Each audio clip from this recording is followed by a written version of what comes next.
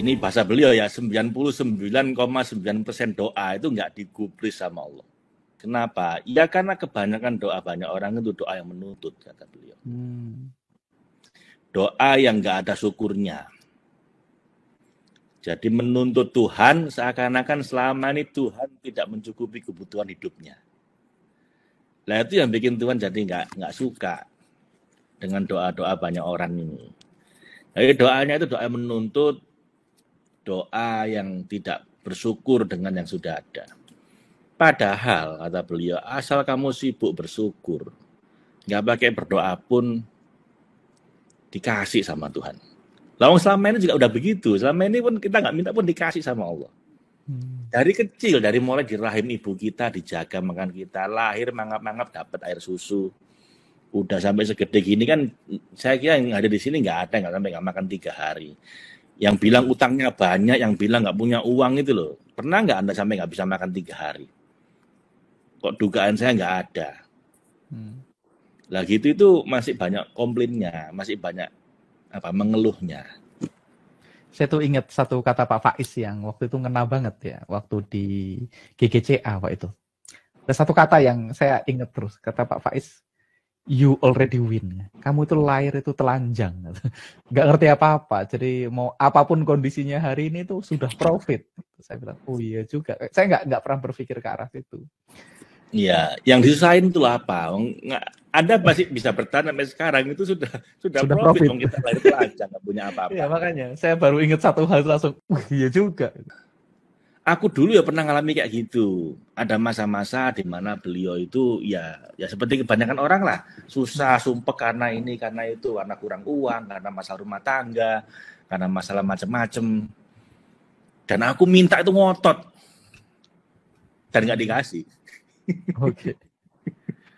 Nah sekarang ini nggak minta mah dikasih. Kenapa? Karena punya hati yang seluas samudra, punya hati yang legowo, yang ridho sama Allah, yang bersyukur.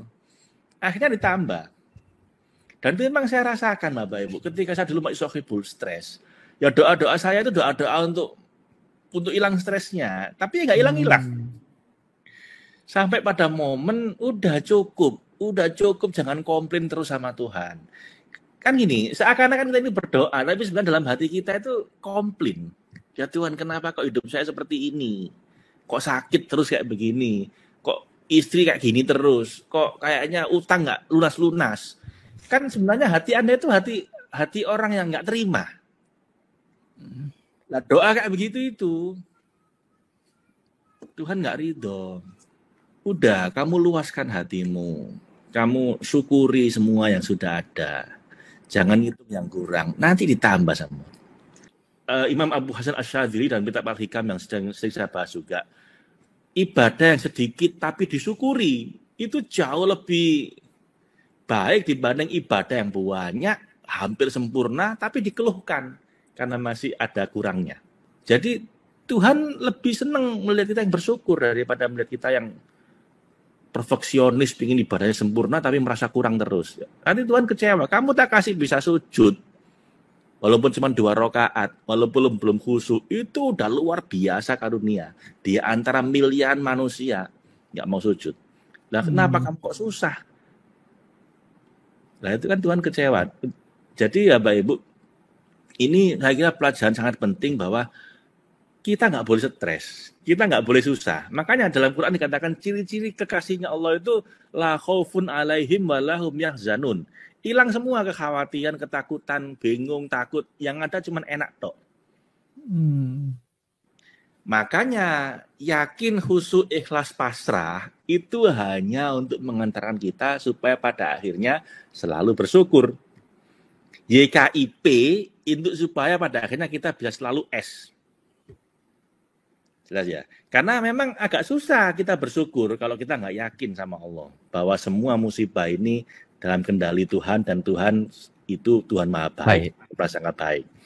Juga kita susah untuk bersyukur kalau kita itu nggak living in the moment, nggak khusyuk, khawatir tentang masa depan, takut masa lalu, banyak mikir nggak bisa be here now, sadar penuh, sadar utuh, khusyuk. Anda juga susah bersyukur kalau Anda nggak bisa terima kondisi Anda saat ini, ikhlas dan pasrah pada masa depan Anda, tentang masa depan Anda pada Allah. Jadi memang YKIP itu untuk mengantarkan kita pada S. Nah, tapi kalau misalnya ada yang perlu diingat satu saja yang paling penting, pesan guru saya, fokuskan pada S. Itu yang pertama, Bapak Ibu. Yang kedua, kenapa kok doa-doa ini kadang-kadang nyantol gitu ya, cuman gremeng gitu. Ya kata beliau, karena antara doa dan kelakuan yang berdoa itu nggak sinkron. Ah, gimana itu Pak? Dari doanya A, kelakuannya B. Ya intinya begini loh, Tuhan itu lebih melihat kelakuan kita dibanding doa kita. Jadi doa yang paling sejati itu adalah dalam bentuk laku, dalam bentuk tindakan. Sementara doa dalam bentuk ucapan, permintaan, itu pelengkap. Tadi kalau tindakan kita ini nggak benar, ya akhirnya banyak doa-doa kita ini menguap. Nah, terus bagaimana? Kan kebanyakan orang ini gimana ya? Kita kan manusia biasa. Betul, yang banyak salahnya, banyak nggak benernya. Tapi kan kita juga punya keinginan-keinginan, kita ingin berdoa. Betul. Nah itu guru saya ngasih solusi. Wis gini aja. Itulah pentingnya guru. Yang nebus gurunya. Sama kayak 2 kasus di depan tadi. Lah ya itu. Yang nebus makanya wis yang berdoa kamu saja gitu. Oke. Buatmu itu nanti doanya sederhana saja, wis doanya cuma baca bismillah, istighfar yang banyak, lalu sholawat, alhamdulillah, sama la haula wala quwata illa billah. Wis, mereka itu aja yang gampang-gampang. Yang susah gurunya lagi. Nah itu, kamu aja kasih mendoakan. Saya jadi ingat itu, Pak. Gurumu juga mendoakan kamu gitu loh. Oke. Apa rantai yang nyambung terus sampai Rasulullah gitu loh, Mas. Saya jadi ingat itu, Pak Faiz pernah cerita yang itu, Pak. Waktu itu apa? Dokter Lirdosi bilang. Jadi doa itu memang kalau didoakan rame-rame itu belum tentu lebih powerful daripada didoakan sendirian. Saya pernah, kalau nggak salah di TS dulu. Iya ada. Karena yang membuat doanya dikabulkan atau enggak itu bukan rame-ramenya, tapi kondisi hati sih yang mendoakan kan gitu. Nah, cuman memang kalau yang doakan rame-rame, kemungkinan ada satu orang atau satu doa yang memenuhi kriteria lebih besar karena yang doain lebih banyak. Tapi bukan yang bikin diterima, bukan rame-ramenya, tapi kriteria dari pendoanya yang penting, betul Pak ya? Sepertinya begitu. Saya mau ngomong juga nggak enak. Karena saya kan juga bukan siapa-siapa. Cuman beliau, betul. Saya ngomong ke beliau, tapi gimana? Saya ini ya kayak gini nih menurut lu, enggak. Ini bukan perkara kamu. Ini perkara kamu dan guru-gurumu nanti. Ibnu Qayyim Al-Jauzi mengatakan kalau kamu perlu satu doa saja yang paling penting kamu baca cuma istighfar. Karena istighfar itu pembuka semua yang lain. Nah, makanya kalau muridmu gitu aja wis. Bismillahirrahmanirrahim, istighfar, lalu sholawat. Kenapa sholawat? Sholawat itu supaya nyambung sama Rasulullah, supaya dapat syafaatnya Rasulullah. Ya tadi itu loh, karena kebanyakan doa ini powernya kurang, biar nanti Rasulullah yang akan menebus. Kemudian alhamdulillah. Syukur. Nah, terakhirlah haula wala quwata illa billah.